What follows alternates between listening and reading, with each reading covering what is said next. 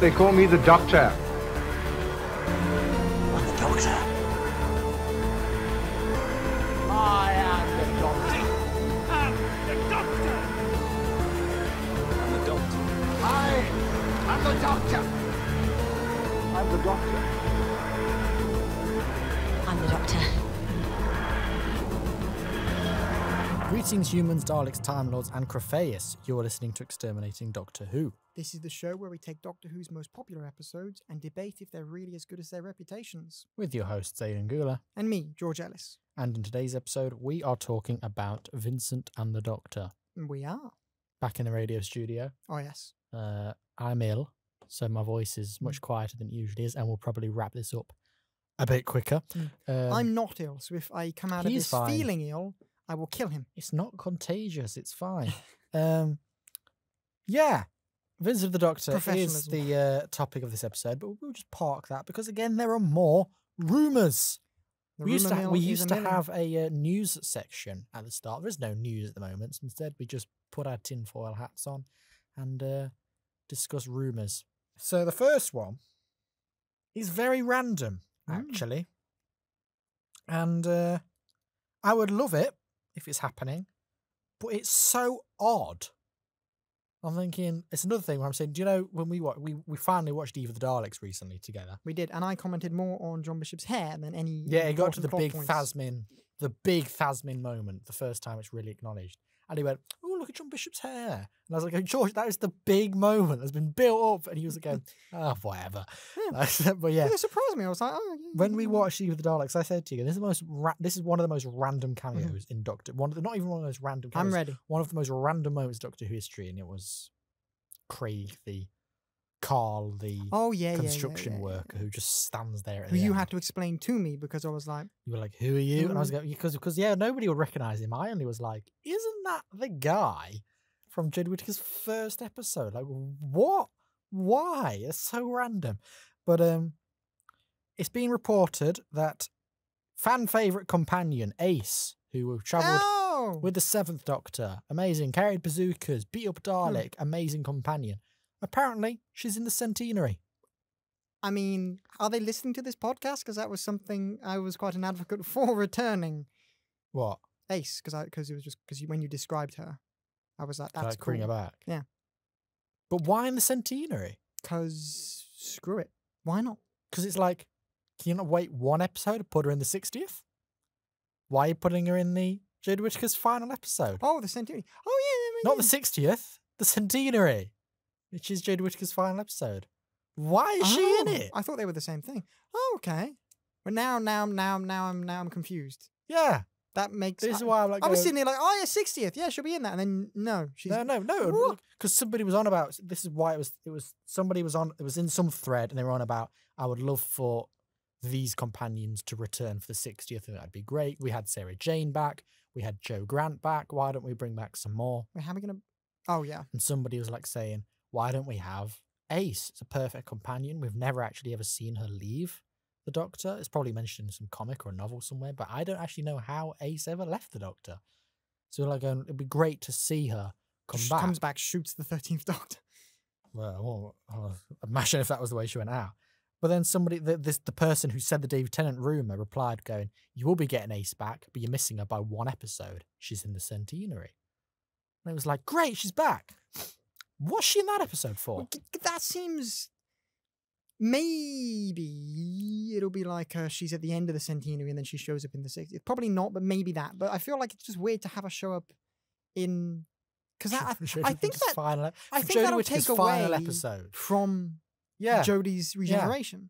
Yeah. It's like the big episode. It's Jodie's big episode, her time to shine. And then you go, yeah, what about this companion you've not seen for nearly 40 years? It'd be like, hey, wait, what? Like, cameos are cool and all, and I love them in stuff when they kind of add meaning. And Ace's cameo, I'm sure, would add meaning, but also, or not even a cameo, it might be a full, like, proper big role in it. But it's like, there's any other episode in a Doctor's history. I'd say there are 2 episodes in any Doctor's lineup where you can't have the focus really be on someone else. And that's their first appearance and their last appearance, because you need to get used to them and you need to say goodbye to them. The only time there's ever actually been someone else and it's kind of worked is with Capaldi and the First Doctor, but that was used to explore Capaldi's Doctor, really, and we already kind of got a goodbye send-off with Capaldi's last episode, and it was like, let's do another. So it kind of more works of a there. denouement, isn't it? That Yes. episode? Whatever that means. Yes, it's exactly that. A bit after. You know, in a film when the big Epilogue kind of thing. Yeah, basically, it's like kind of in a film or in a book where all the big thing, the bad guys destroyed, everybody's happy, and then you get that bit where they all go get chips at the end. Oh yeah, it's that. So like in basically like every kind of action film ever. Yeah, every film ever. Every film ever. It'd be quite funny if the Batman just ends with Batman punching Riddler's lights out and then it's just done. Credits. Yeah. Do you know what I mean? Oh, that was. No, you don't get a denouement. They give us the denouement beforehand. I'm sorry, did I say it wrong? My French is impeccable. Thank you very much. Je m'appelle Aidan. Your name is Aidan. I'm an idiot. Sorry, everyone. This will be cut. Yeah. We. No, the Ace thing just seems weird to put her in that episode. The only reason I can think they're doing it is because the actress who played Ace, Sophie Aldred, who I found out not long ago is the voice of Dennis the Menace, which blew my mind, and I was like, I would never have predicted that. Anyway, she wrote a novel called At Childhood's End, I believe it was called, At Childhood's End, Ace, where Ace meets the 13th Doctor. That was the novel. It was an officially released Doctor Who novel. And I'm thinking, maybe Chibnall read that. Maybe Chibnall really liked that, and he thought, let's get her an episode. Let's see them meet on the screen. That I can go, I reckon you've got something there. But I'm like, but why now? And why in that specific episode? To be honest, the only thing I could possibly see is maybe because we're building up the return of Unit. We know Unit are going to be in the centenary. Thank God. Maybe she's working for Unit. Maybe the Doctor there's some big ass thing happening. The Master's back. Blah blah blah blah blah. Classic Unit big ass thing happening. Unit are there. Trundle's in. Ace. Trundle's in. She trundles in. Yeah. I often trundle. She's getting on a bit, so she trundles in. Bazooka in hand. That's the only thing I could see. That would make sense. But I'm also kind of thinking, don't we have Kate Stewart in that position? Why do we need Ace? Maybe they're just kind of. But then we also know Chibnall's a big 80s Who fan, so maybe he does might replace. Just want to bring her in, Yeah. have them together. I mean, Ace is more of the action-y type, though. Really, we've only I'd say from what we've seen of Kate is kind of we've seen the action-y stuff really now, but I'd say she's more action-y. Ace would be kind of the go get 'em kind of thing. But also, Sophie Aldred is like 60s, You never 70s. you never know. She might be Sarah doing Connor flips. You don't know. That'd be amazing. Imagine if she comes in and she's just kicking ass, kicking Daleks out the way. Yeah, just yeah. like Shoots the Doctor on sight. She just sees the kneecaps the Doctor. No, fucking kneecaps the Master. Slaps him. It's just like, I'm not gets dealing a with the garrote, Master. just fucking strangles the Master to death as he's regenerating. Just keeps going. It's like, I've had enough of this Master guy. Just for God's sake. Why is he always here? I mean, you never know. It might be really, really good, and it might be incredible how she's intertwined into the story. But it does. It's just like in my head. It's just random. It feels like a bad timing. Yeah, I would have loved to see it in Flux, maybe. Even then, I actually think it would have been a bit out of place.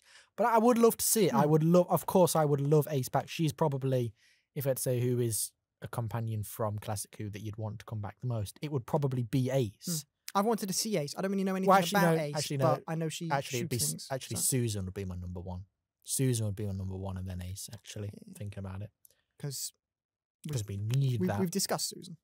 Yeah, go listen to that. Whatever episode. Find the episode. Whatever yourself. episode. I don't know. Just listen through them. I don't remember what episode it was in. And eventually you'll find the episode, and you would have either loved us or hated us by that point. Eventually. You'll listen to it, and you'll be thinking, "God's sake, this was not worthy." Yeah, but yeah, I would love it to happen. I just think it's so random. Yeah. On to the next one. This has come from the same Same source. David Tennant source. Because David we call Tennant it source. because we call it the David Tennant source, I imagine it's David Tennant sat at a laptop. Yeah. That's because I've got to visualize No, he wouldn't it be as at a somebody. laptop. He'd probably just be writing something down in his notes and just passing it to someone then, who yeah, knows how to put- use put it technology. online. Because David Tennant has no idea about any social medias. Or what if that's all a ploy? What if he's a dab hand with social media, but he fakes it all so he can leak So you shit? can leak stuff, yeah. But the other one is about the next rumor is about the budget. So we're going into producer money stuff.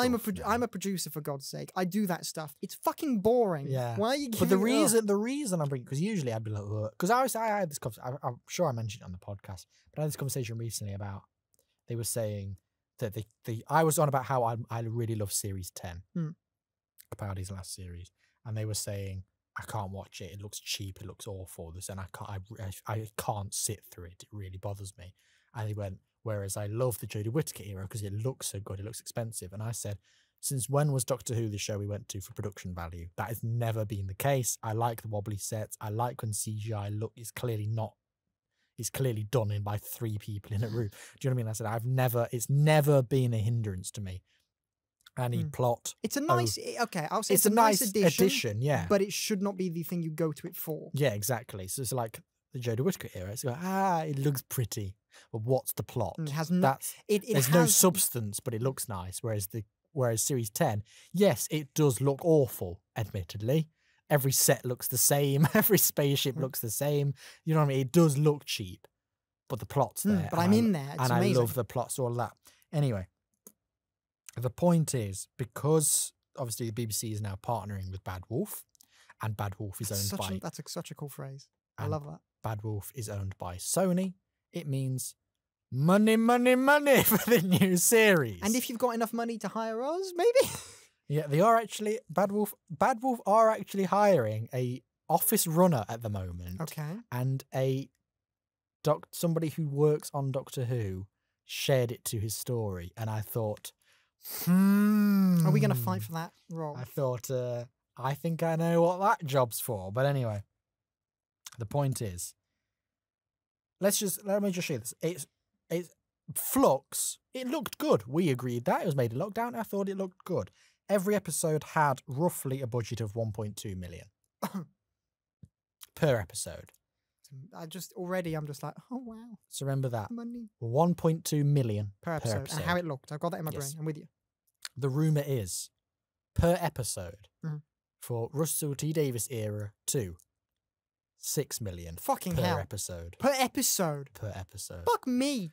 It's about a 70 million budget for the series. That's What 6 this times per series- episode what Jodie got, and that was Yes. already a huge jump It's in production value. essentially Jodie's series budget per episode. My God. Like, you know, Is in that how much- ignoring the wider costs. Oh my but- God. So if you think like we're talking Loki numbers, Hawkeye numbers, WandaVision numbers there.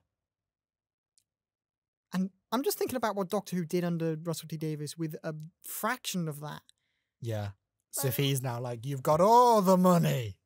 Oh my God, am I going to get the TARDIS actually looking cool? Because I remember, like, I'm just thinking back, I like it when the TARDIS flies, but I'd often say it looks a bit shit. Am I finally going to get what I want from Doctor Who, and that's the TARDIS to just run over like 70 bad guys? Yeah, because obviously the obvious thing to think is CGI is going to be incredible. Monsters going to be incredible. Cast, yeah. Think about like, you know what? This isn't a He's so excited. This isn't a rumor, so don't say, "Oh, this is going to happen." But something I've seen a lot of people trying, like commenting on stuff like Russ Davies posts and trying to get the word out there is, you got Neil Patrick Harris for It's a Sin. Can you get him for Doctor Who, please? And with this budget, they can. Oh my God, I'd love that. Imagine that for an I don't know if I episode. mentioned it much on this podcast, but I am a huge Neil Patrick Harris fan. I love him so much. So if he were to be in Doctor Who in any shape or form, I'd just be like, oh my God, yes, please. You could, so many people you could get, just like, because that is, I mean, I always say Doctor Who going, look at these guest stars is a desperate plea for people to watch. That's what Doctor Who did in the 80s. It was like, going, you know these faces, have them. And Chibnall, you will notice pretty much every episode has, you know this guy. So I always go, oh, God's sake. But if they were like good, people, like good people, I'd go, keep it coming. Yeah. Wow, we've got this money. Neil Patrick Use Harris it. jumps in, roundhouse kicks the Doctor, runs away. No lines, just does that. I'd be like, amazing. Let's see that again. It is only a rumour. It could be completely false. We could have even a lower budget than Flux. But no smoke without fire, that's what I say.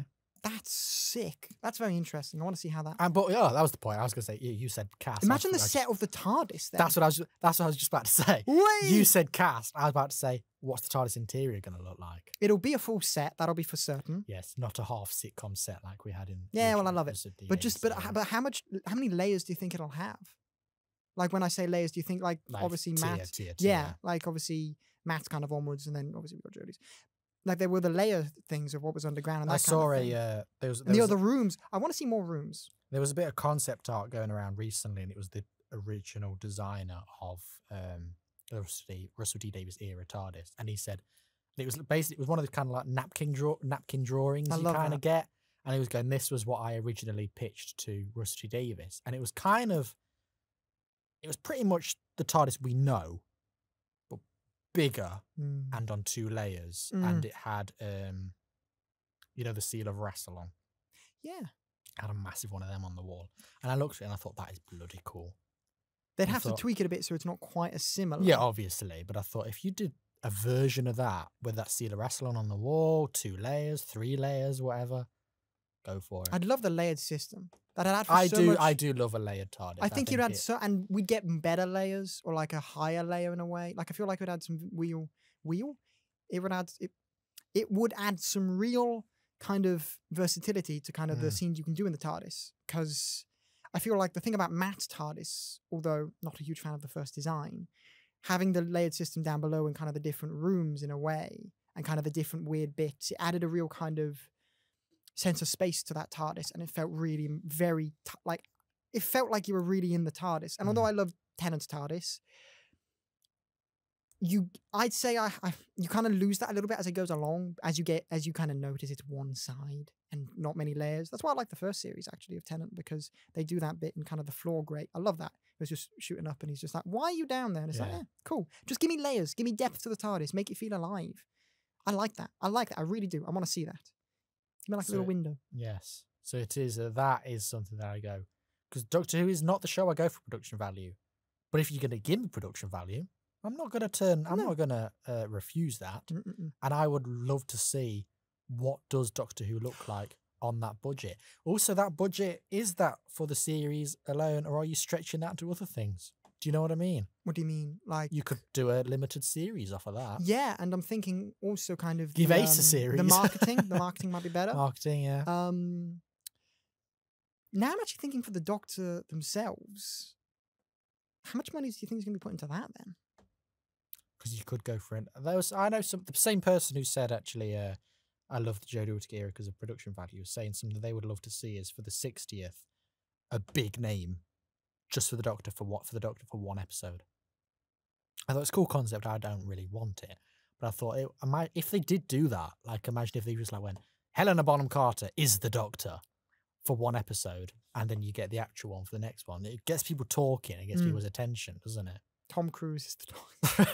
Well, to be fair though, the Doctor does a lot of running, and Tom Cruise I think would be able to do that quite well. I mean, there's three actors who have said they're Doctor Who fans and they would love to be in it one day, and they are Robert Downey Jr. Oh my God, no way! Tim Roth and Whoopi Goldberg have all said they are big Doctor Who fans and they would love to be in it. I was actually thinking Robert Downey Jr. I was like, no way. Yeah, Robert Downey Jr. Are you kidding me? Robert Downey Jr. has said he is a Doctor Who fan. That'd be he would love to be in it. Amazing. But of course, that's never going to happen. Yeah, just come on, imagine if he's in it for one fucking episode. I would probably explode. You'd need the series budget just for him. But I think he could pull it off, though. I think he could really. You know what I mean? I feel like he'd. For all intents and purposes, I do think he'd be quite a very interesting Doctor. Actually, I do think he would be. You know. Yeah. The one I would really want is Tim Roth. I would really like to see him in a. I can't picture the face for some reason.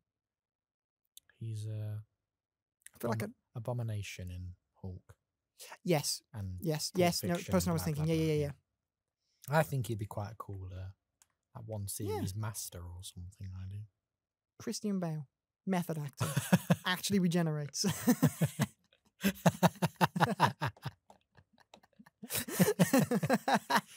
Why can't I transform into a woman? Just starts. They go, come actually on, starts glowing. regenerate. Actually sets himself on fire to see if it works. See all those headlines like Christian Bale's biggest role yet. He's actually rewriting his DNA. He's changing every cell in his body. Scientists baffled by Christian Bale. Christian Bale baffled by himself. Yeah, like, what does Christian Bale look like now? And it's like a black woman or something. You're like, how did he manage that? Just regenerates. They actually regenerate. Okay, that's funny. That's a good. I want that now. You heard us, BBC. Get Christian Bale. Start that rumour. Christian Bale to actually regenerate in 60th anniversary.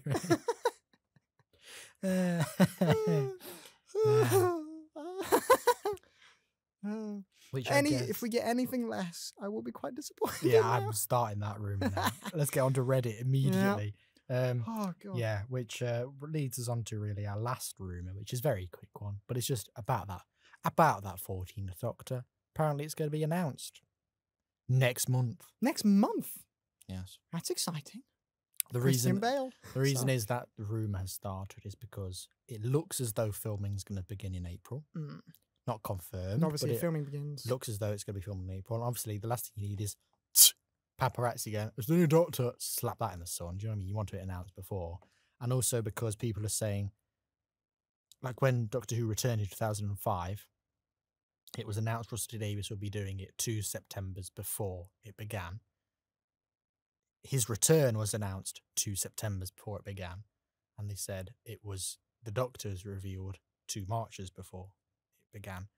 So that's going to be this running theme. This March. They're saying if they're going to do that again, if that pattern was intentional, then it looks like it could be March. And if we are filming in April, it looks like it's going to be March. So that's all your rumour stuff for this week. Will we have more stuff for next week? Probably. Until then, topic of this week is Vincent and the Doctor. Top pick. Hey? What do you mean top pick? Topic. Top. Sorry, I'm lose. I can't. Top pick. I was like, top pick? What's a top pick? Topic of this One episode word. is Vincent and the Doctor. Because yes. The reason I put this here, because I do think about the schedule, the reason I put this here is because last week we did Rosa, which is like, oh yeah, look at this great historical. And I go, no, it's not. You can listen to that discussion. But the way you do a historical, and I think actually probably one of the top 3, maybe top 5 episodes to say, what is Doctor Who? It's Vincent and the Doctor. Mm-hmm. This is a waggle. Do you remember them from school? A what?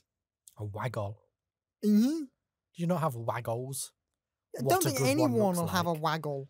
Yeah, waggles are very common. What a good one looks like. Pass around a student's book. And then I mean, I know what a waggle is, but it would never be called a waggle. A waggle. Or my English teacher was trying to confuse the kids. My English teacher introduced one. He said, like, here's your waggle. Here's what to do. Now here's one what not to do, and he called it a wafsole. And he never explained to us what a wafsole meant, but it was quite self-explanatory. Yeah. This is the waggle of Doctor Who historicals. Okay. Which you said you haven't seen in a very long time. Since original broadcast was your theory. Yes. Which is 12 years ago. My theory. Yes. Yeah. No. Obviously I've explained kind of how I kind of dropped off Doctor Who, that kind of thing after David Tennant. You're not David Tennant. Yeah, I know. Imposter. Yes, I know. That was part of the reason, and also just kind of that was the main reason really, because I was just a little shit. But after kind of doing this podcast, I've rediscovered my love for Doctor Who, and I've discovered a real appreciation for anything, for the wider world of it, really. Still, I can explain why David Tennant's my favourite, and I think he's the best, but Capaldi's my second favourite because, and it's just a lot of, I've discovered my love for Doctor Who again and kind of what it is as a whole, really. And I hadn't actually seen the Vincent and the Doctor, or really much of Matt's era, since it first aired. Like, I have seen, like, I'd say I'd seen all of the first series up until like half of the second series of Matt when it first aired. Yeah. And then, like, when he regenerated. There's probably actually a reason for that, because the second series was split in two halves. Because Stephen Moffat noticed the middle of the series is a real lull. So he said, why don't we just slice it in half then? Air one half at the beginning of the year, air the other half at the end of the year. So there is the high potential that you were like, oh, Doctor Who's back, I'll watch that. You go halfway in, you're like, oh, right, that's that. Move on with my life. Came back at the end of the year, you didn't even hear about it. Probably, that's probably almost certainly it, I imagine that is what happened. Detectives, that's what we do. But yeah, no, I hadn't seen Vincent and the Doctor since it first aired, but I remember it being a very good episode. And I just remember it being quite good. And what I remember is, well, no, what I remember, I like kind of on YouTube and that kind of thing, because I'd watch kind of Doctor Who, and then somehow my YouTube would know I'm watching Doctor Who and just give me random clips. And Vincent and the Doctor is one that came up quite a bit, and I'd sometimes just watch a few clips like over the years, being like, oh, that's quite good. That's quite good. I'm weeping right now. That's quite good. That is what would happen. But I hadn't sat down and watched it fully. So last night I sat down and I was like, gotta watch this. So I watched it all in one go at night. I'd hope so. It's only one episode. Yeah. Just eating some food. And I will say that it is a phenomenal episode. And it is better than I remember it being, because obviously I think I can appreciate any bit of Doctor Who or any sort of, as well. Yes, anything more now than when I was younger. But it is such an incredible episode. And I wrote in my little notepad here, because I like to write kind of at the end what I thought of it. And if you can see this on the camera, it's a big old capital letters saying amazing and 10 out of 10, because it is such a beautiful kind of representation of Van Gogh, or Van Gogh. I don't know how you're supposed to say it, but I say Van Gogh. That's what I've always... Van Gogh. Van Gogh. That's how that's how they say it in the episode. Okay. Like when they're talking about, as in Matt Smith and Karen Gillan, they say Van Gogh. I think it's because if you keep going Van Gogh all the time, you'll end up building up phlegm, won't you? Fair enough. No, but when but it is a beautiful kind of representation of Van Gogh and kind of the person he was. And I find this episode kind of celebrates his incredible achievements, while also like in a kind of a somewhat beautiful fashion, kind of representing what depression is and kind of the monster is, and how it is a very real thing and it does cause a lot of pain. And I think like my favorite line in this entire episode for me was what Matt said, and I'm going to butcher this, but he said something along the lines of messed up immediately already. The good moments. Yeah, shut up. The good moments kind of don't cure the sadness and the sad moments and that kind of thing, but that vice versa means that the bad moments don't spoil the good. And I found that incredibly beautiful, really, because that is it encapsulates the entirety of kind of, I find, human life, really. Like there are these collection of bad things and these collection of good things. And what this episode does is it celebrates kind of those good moments in life and how they can bring intense joy. Sometimes it's fleeting, but it can be intensely bright. But it also demonstrates how there can also be incredible sadness, which sometimes goes unnoticed or is misdiagnosed, for example. I just think the episode is very, very good at tackling the main problem, like the main theme, really, in a way that is just kind of tasteful and brings light to the situation, but also giving us some real hope with the reality of kind of humanity. Frankly, I think it was incredible. It is. That's what because it's one of those episodes where you go, depression, the episode, you can butcher that very easily. You go, people are sad. Look after yourselves, guys. Do you know what I mean? Yeah, it's a PSA student film. You can do it very bad. But this episode is one of those where I just go, you've done it perfectly. There's not where I go, well, I would have changed that. Maybe you could have just explored that. It's like, you've done that absolutely perfectly. And it's interesting saying that, like, you can appreciate it more as you get older. It's one of those things I think is a bit like, people always say whenever you watch It's a Wonderful Life, you notice something different every year depending on how your year was, that kind of thing. So one of those it's one of those episodes I watch and you kind of notice something different. You hear a line, something slightly differently. Something has a slightly different meaning to you every year. And I go, this just has, it's an episode that's aged so well. It's one of those, I think, probably when I was a kid, I was like, oh, I'll skip that episode. I'm not bothered. The monster's crap. But when you get older, you go, well, that we're not actually, it's not an episode about a monster. It's about Van Gogh. That is the point of the episode. And the monster is really just a...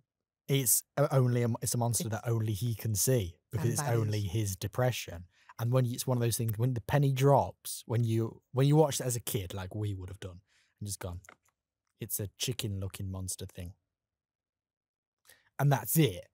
And then suddenly a few years later when you go, it's a monster that only he can see. Yeah. And you go, I get it now. And when you get that, then that's when you just go, oh, this episode is just beautiful. That is the word for it.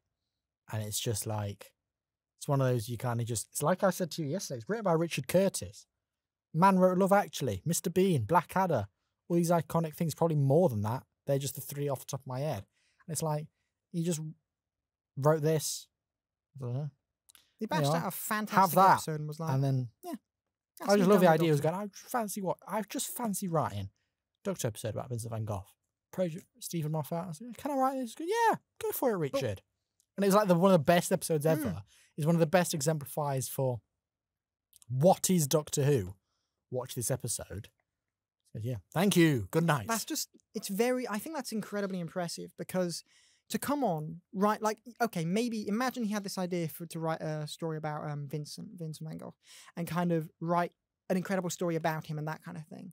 But to come on and also write the characters from Doctor Who brilliantly as well. Because one thing I found about this episode is it had some very incredible parallels, because I'd say the Doctor is almost certainly someone who's had depression, being the last person alive, you know? And not the last person, the last Gallifreyan. Yeah, I understand you. The listeners, yes, I know. If my mum's listening, she wouldn't. So, no, does she even still listen? No, she would. Maybe. I like to think she does. No. But what is interesting is it kind of had the parallel. I'd say there were three parallels here, like with the characters with depression. You have Vincent, and then you have the Doctor, and then also the actual creature itself is a representation of depression for Vincent, but also the monster itself was struggling with something.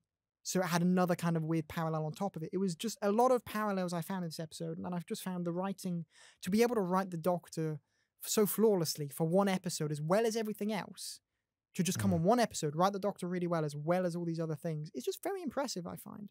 And it's just, it's a testament to Richard Curtis, just be like, that's an awesome episode piece. Never going to come back. Yeah. I just had a quick Google just to see what else he wrote, and it's just literally just like, name an iconic British film. Yeah, he wrote that. Yeah, he wrote that.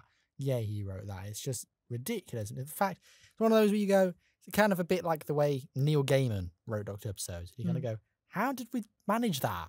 How did we get such a big name? But no, I completely agree with the Doctor stuff. Because obviously Stephen Moffat probably would have wrote a lot of those bits and put them in. But it's showing that, because you kind of go, well, who's the Doctor like? I don't think any Doctor Who fan would have ever gone, he's a bit like Vincent van Gogh. I don't think anybody would ever have found that parallel. But the way they do it, in just the bit I really liked is how he's always on about, look at the wonders of the universe, look at the stars, look at these great things that are out there. And it's like, that is a very clear connection. You're both looking at this wondrous thing. You both want to go out and look at all these cool things. You're both actually very sad and lonely people. It's one of those things I was saying about what I thought somehow I ended up on the Doctor here. But the 11th Doctor, I've said this before, I love him in Series 5. I absolutely love, I think the Doctor's incredible here, and then he loses it afterwards. This is one of those times like, this is what the 11th Doctor should be. This is the sad, old, lonely man in a young man's body. And you've done that here. You've done, oh, look at the universe, look at the stars, look at all these cool things. But actually, I'm very deeply lonely and I'm very old and sad. And I love that part here. And it's very interesting. And it's just, let's make this parallel between two people that I don't think any Doctor Who fan would ever have ever made that connection. They are two characters that are seeing the world through two very different lenses. One of them can travel the galaxy and see all these wonders. And one of them is very much stuck in a point in time where there isn't really much in terms of amount to see. Yet they both picture the world in an incredibly beautiful fashion. Like Vincent sees the colour and the life behind everything and kind of how it all connects in a way. And the Doctor sees that by visiting it and wants to travel to see that. It's fascinating. Like for me, one of my favourite scenes in this episode is when they're looking up at the stars together after the monster dies and seeing it turn into the painting. And that is genuinely, although it could be seen as on the nose if done by anything else, I think it was beautifully done because they were holding hands. It was this idea of Vincent is able to convey finally what he can see to these people through a method that isn't just his painting, through kind of a connection really, and they all form a connection there. There are so many moments in this which I find quite beautiful, and I'll mention. Have you got anything more to say on that, or can I just mention one of the scene? No, go for it. There is and kind of as a parallel to that, I found another scene I really found very, very important. Really, was that moment where before they head off to the church, they're all having a nice happy time. Vince goes off by himself.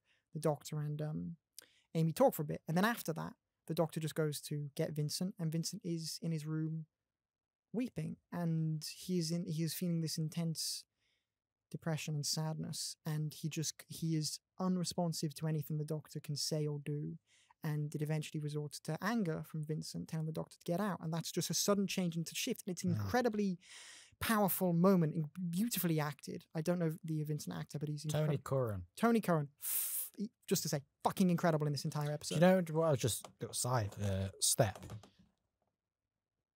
Do you remember the nasty Irish gangsters in Daredevil season 2? Do you remember who played their boss? Oh, Tony Curran.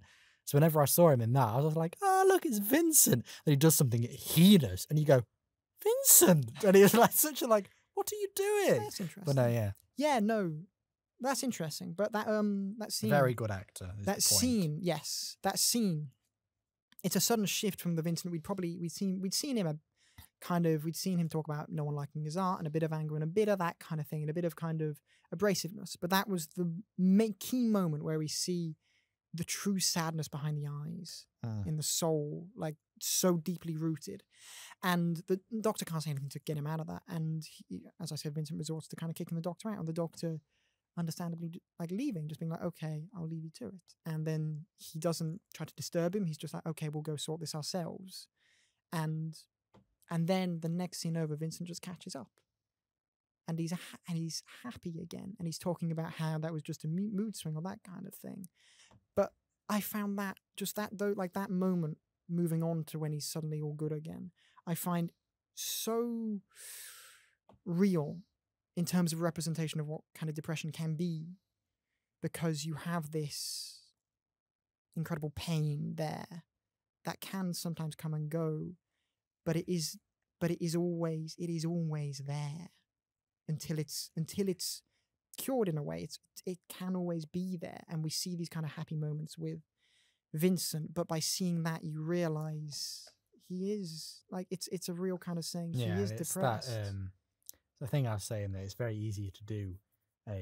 We've got a depressed character. Let's make him depressed constantly. Oh, woe is me, all that kind of stuff. But you do have him being really cheery. And it is like, oh, he's really nice, he's really likable. The moment we see him, he's likable instantly. And he's already well characterized. You've already got people doing this and things around, and you already know there's a sense of his world, we're in it. He know lives what's there, going on. And then you do have like, oh, he doesn't seem so bad. He's quite chipper. He looks all right. And then it's that turn, which just suddenly is like, you're here now, you're being nice to me, but you're only going to leave again because everybody just leaves all the time. And it's that thing you go, oh, maybe people aren't always... It's one of those obvious things you just kind of just go, maybe people can look happy, but they're actually not inside. It's a very real representation, I found. And it's like, rather than just saying that, rather than giving us a generic slogan, people aren't always what they see, kind of thing, you just see it. You see it. And it's shocking. It's a heartbreaking moment. And because you're seeing the Doctor, the character you love, and he's seeing somebody shout at him, and rather than going, whoa, shut up, you're kind of like going, actually, I'm with you. I can understand why you're feeling that way. I'm hearing you. And like you said, he's very respectful of the Doctor. Just be like, okay, he knows. we'll leave. Yeah, he's like, I kind of, he gets it, or at least he kind of understands. This isn't a moment for me to push or do anything. I'll just see if I can solve this for him. See if I can kind of give him something good, you know. See if I can. And then it does go to the. This entire episode has an alien in it, has someone traveling back in time, but it is a very real representation of an depression. issue. Yeah. And it's that all the way through, even to the point, obviously, to get to the end where the Doctor, because the Doctor, I think, is odd for him, really, kind of just to go, let's take you into the future. That seems quite reckless, really. But it's like the Doctor does just know, whatever we do, it's not going to change it. No. Because there's nothing I can do to help you. I can help defeat monsters. I can help save people from bad guys. But this isn't something I can help you with. This isn't actually something I can help with. But I can help. Just give you a moment. Make it less harsh. Yes. Rather than have you just miserable. Let's give you one last year of knowing actually you are appreciated. And even if you are going to try and sell that art, it's not going to sell. You think, doesn't matter. Because in 100 years, or however long, probably 200 years, going to be in a museum. And even if he chalks, like Vincent, I don't know, maybe when they leave, he chalks it down to some form of hallucination, maybe, because seeing the TARDIS disappear would mess with you a little bit. Even if he chalks it down to that, it gives Vincent this fleeting but incredibly bright source of happiness. And I think it is just very nice, although completely fictional, to have Vincent go into the future and see these paintings. It is such an incredible moment, which gives kind of it gives the character in the episode something beautiful to kind of like hold on to, and something they have a tangible moment where their work means something, where they are validated in a way. But I think for the kind of the wider idea of it, what that moment does is it simply celebrates Vincent van Gogh. It celebrates who he is, who he was, what he created. It celebrates all of that, you know? And that moment, I think, transcends being a moment of television. It becomes something so incredibly beautiful that can mean so much to so many people, really. And when that's the thing, just to interrupt you there, because you can look at it two ways. You can obviously the way of we're celebrating Vincent van Gogh, of course. Because something Richard Curtis said was, how many people make jokes about when you see something like, you know, you got a toy or something, the ear falls off. Oh, it's Vincent van Gogh. He said he didn't want to do it that way. He said, I'm not poking fun at this man. I'm going to bring attention to mental health in a serious way. I'm not going to poke fun at it. So he did that completely intentionally. And it is that way. Obviously, he must be, I don't know, he must be a big fan. Maybe he's his favourite artist. Maybe he's got a lot of Vincent van Gogh. Who knows? But he wants to celebrate him in that way and say, actually, let's bring attention to this guy. Let's make him known to more people. Let's make his actual story known. So there's that way of looking at it. But like you said, it's applying it to so many other people as well. Anybody who thinks they're doing something for Into the Void and feel, oh, what was the point of this? Say, well, look, it might not be appreciated right now, but it will be one day. This bloody podcast. Yeah. We essentially do this for ourselves at this point. And for our loyal listeners. And for our loyal 5 listeners. But as we've even shown by our stats, quite a bit of an audience in America for some reason. Why? Who knows? But that shows you that you think you might be going, oh, why are we doing this? Why are we still wasting our time doing this? Well, because there are actually people who do like it, you know. So keep doing it. Keep it up. And this is kind of what that episode is. It's going out for to people like that. It shows that your work in anything will finally be worth it. And even during the moments where it's kind of not, there will always be someone, even if it's just yourself, who appreciates it. And if someone appreciates it, even if it's just yourself, you know, then it's worth it, really. This episode is just downright flawless. And I'll obviously do my rating at the end. I often say it's quite difficult for me to give things 10 out of 10s. But this one gets a 10 out of 10 because every single element, either, like, it all builds to celebrating Vincent and kind of spotlighting mental health and kind of elevating loads of other things, really. But it all does that. So what I'm saying this is the kind of episode where if somebody said to me, what is Doctor Who? Give me one episode. This would be a contender. And people said, we've discussed this before on the podcast. You can go listen to these episodes. People say that about Blink. And I've said, no, because it's not the structure of an actual Doctor episode. Even Midnight, not actually really the structure of a Doctor episode. They're both incredible episodes. But is that what Doctor Who is? No. It's a great example of Doctor Who. But is that Doctor Who? Full stop. No. This one? Yeah, I think it is. And for the moment, even in the cold open, there's a line, and it kind of just made me laugh because I just thought, that feels like Doctor Who summed up. And it was when the Doctor just goes, this is life or death. We need to speak to Vincent van Gogh. And I just thought that is the most bonkers line. What other show can you stick that in? You know what I mean? This is life or death. We must speak to Vincent van Gogh. What? And he runs to his little police box that can exactly. It's like just the lights go. What? Why would you want to speak to Vincent van Gogh in a life and death situation? Because I'm about to explain that to you. And it's one. This is just one of those. I just think this sums up what Doctor Who should be. There is an issue. We are tackling an issue. That is what all great Doctor Who episodes do. We're not doing it in a ham-fisted way. We're showing it you in a great poetic style. Poetic, well acted, well performed, well written, everything. We're going to present you an issue, give you metaphors, give you allegories. Give you stuff you can relate to, give you stuff you can understand. Even if you don't relate to it, you can understand it and how that can happen to people and how it's just. And it's that allegory in the sense of, like I said, when I was a kid, I don't know, as a metaphor for depression and what depression means. You reach that conclusion when you get older. When you go, it's a monster only he can see. You get it. You don't need an episode to be going, here's your issue of the week. Here's where it all went wrong. Do they ever actually mention depression at any point in the episode? Probably, but it's probably more. The Doctor does say something about depression. It's the bit, the only time I can think of when he says depression explicitly is the bit where Vincent's come around, he's much happier, and they're going to paint the church. And the Doctor's like, and he says something. Vincent says something. I can't think what it is. And the Doctor goes, "Look, the depression. It can be a complicated." And he goes, "Shh, I'm working." Yeah, that's the only time I can think of it. Because he said he's mad. Vincent mentioned something being mad, and the Doctor says something along the lines of, "I don't think you're mad," and then he mentions depression. So but it mentions he goes, "Depression is a complicated," and he goes, "Shh." Which is important because I think that's actually quite interesting because I kind of forgot that happened. But what that does is it says this is what we're talking about. But I'm not going to lecture. But we don't need to lecture you on what it is because this entire episode shows you what it is. You know, and even before that point, you kind of even if you kind of took that sentence out of the episode, you'd still know what it was. Yeah, and it's just because like we just had to try and remember that happened. Yeah, exactly. So that's what I was saying. It presents a great issue to you. It gives you the Doctor well characterized, gives you metaphors, shows you why this is a relevant story. We're not just gallivanting around anywhere.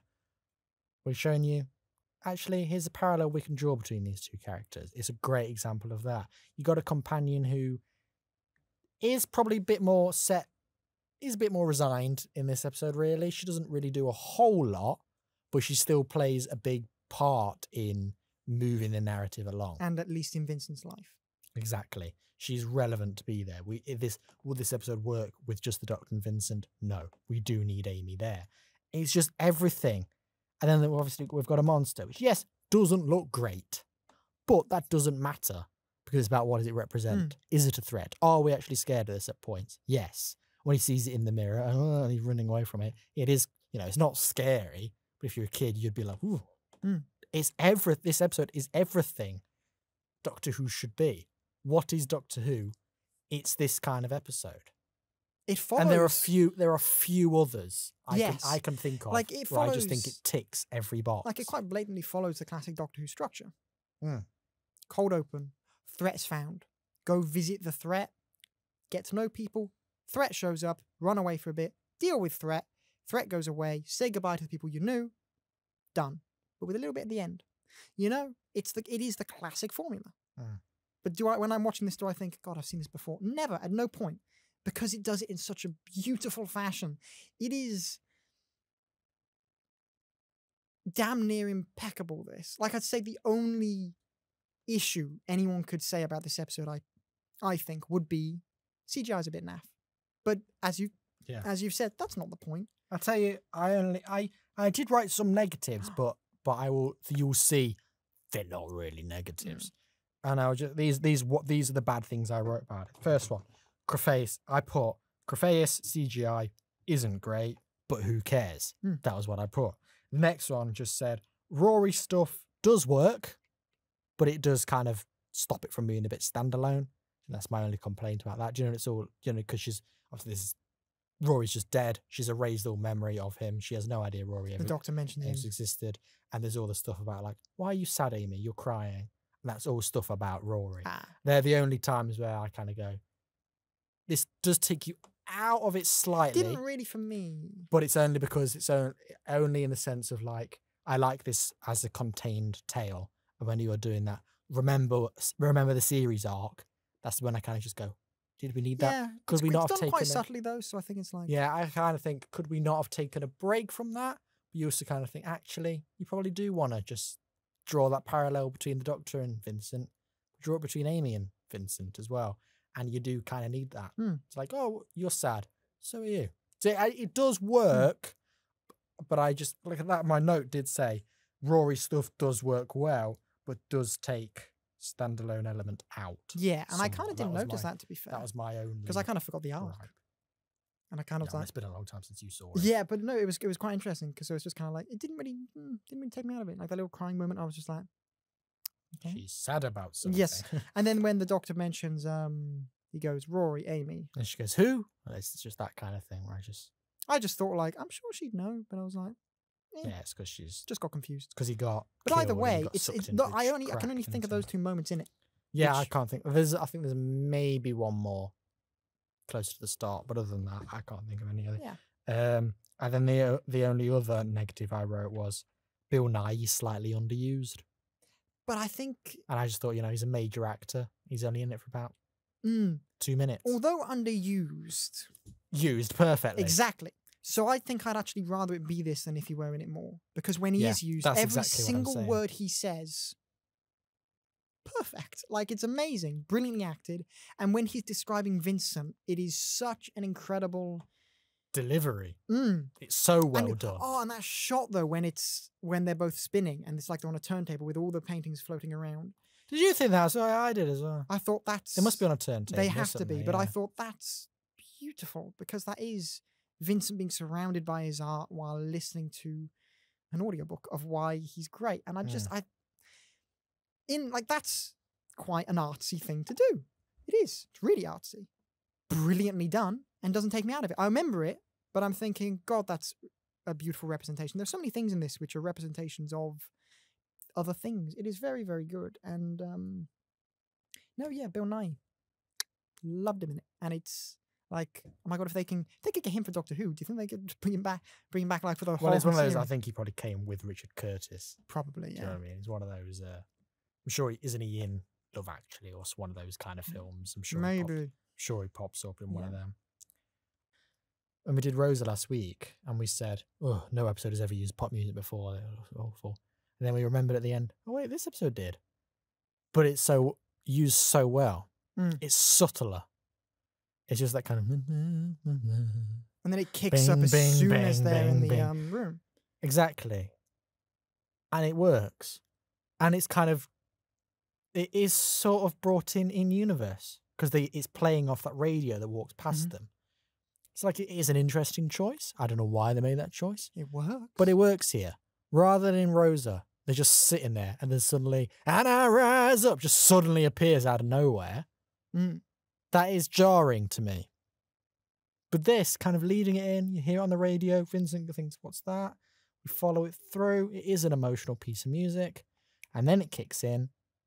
That is fine for me. It's done in a It more works. kind of organic fashion in a way. Exactly. I get what you mean. It felt... And even the way it has that ding, ding, ding kind of guitar thing, you hear a Maury Gold thing shortly after, which kind of blends off from it. And it feels more like a bit of Maury Gold music rather than a very jarring bit of pop music that comes in from subtle ambient noise. And it doesn't just repeat itself for the end credits. We still get the Doctor Who theme. Still a Doctor Who episode.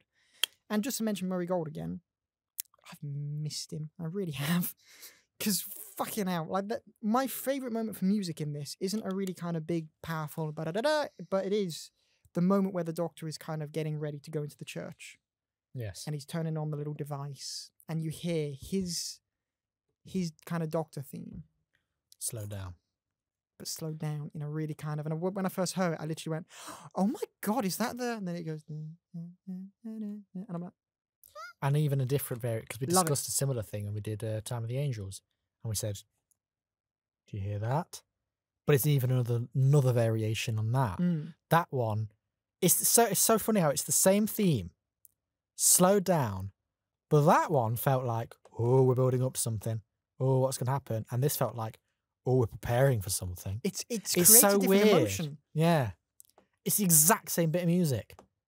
Just slightly different pitch, in a different pitch, played in a different way, different tempo, and you get a completely different meaning. And you see a lot of people go, ugh, that bloody music again.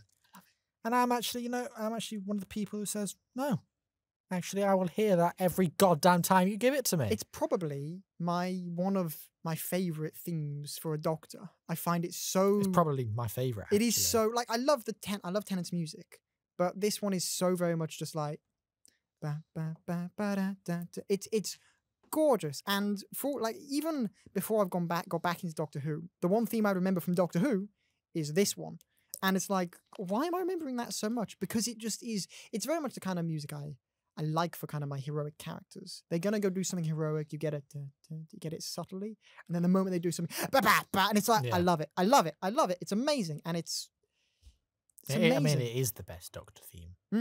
Yeah, because David Tennant's is just the makes me weep, but it's a great theme. It's great, but it's like, come on, a bit dreary, isn't it? Then you get this one, and then Capaldi's goes on for about 17 hours. And it has that bit at the beginning where it's just kind of like... And you go, oh, come on, get to the point. So I do like Capaldi's theme, but it is like... No, yeah, we like the other... Like, I like... And then obviously Jodie Whittaker's is just the... oh, God, where we go? I think this is... And if people... I am one of the people who did say, by the end of Series 10, can we have a new composer now? Because by the end of Series 10, he was using all his old themes again, and it kind of stuff was a bit like, you get repetitive now.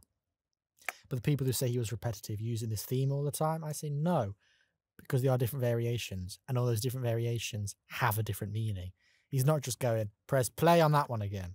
He's going, no, we're going to do it again, but we're going to put a different theme into it. We're going to do it in a different way, because it makes sense every single time. And I do. And now that you've seen what it's like without Murray Gold, you realise that you didn't want him to leave. It doesn't. No, I do think he did leave at the right time. I wouldn't have wanted him to carry on. But I just wouldn't have hired Segun Akinola. Yeah, I do want Murray Gold to come back, and I do think Murray Gold could do what he used to do. I think we could still get very much of good... I think he probably just needed a break from Doctor Who. Yeah. Because if you listen to, like, because then he does, in that time... I suppose it was afterwards, actually. Because then he goes on to do, like, Years and Years. And the Years and Years theme is traumatizing. When I hear that music, I'm like, it's like Vietnam flashbacks. Because I remember just being traumatized by that. But it was like the theme is so good. I think I'd love you to, now you've had time away, you've worked on other things, you can go, I can do this, I can do that. I hope he's had more time. Would I want him to come back permanently? I wouldn't. Depending. I wouldn't say no to it. I wouldn't necessarily, if I was showrunner, I wouldn't necessarily do it. But if he was like, hey guys, can I come back? Or bring him back for the 60th. I'd love him to come back for the 60th, definitely. I would love that to happen. For series beyond, would I not? I don't know. But considering pretty much every Rusty Days program ever has had him, I kind of think it'd be weird not to. And music in Doctor Who, because it has always been something incredible, and because it has always, there have been these character themes. Even for David Tennant, he hasn't had a, even actually he's got themes. Going back to classic, music is an important thing. Actually, you don't really notice it in a lot of classic Who, to be honest. But without it. But something that was actually, I never really knew this, but well, I suppose I did really deep at the back of my mind.